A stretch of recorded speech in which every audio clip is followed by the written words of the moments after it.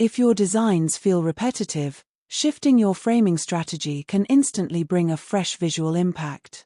Today, how to create dynamic frame layouts. Open Canva and create a 1080 by 1080 canvas. Start by inserting 2 rectangular frames and position them diagonally instead of the usual straight alignment. Upload your images and drag them into each frame, adjusting them carefully for balance. Now select the background and apply a soft gradient or modern color palette. Duplicate one frame, enlarge it slightly, and place it behind with reduced opacity to create a layered effect. Add thin connecting lines between frames, lowering their opacity for subtle guidance. Use position tools to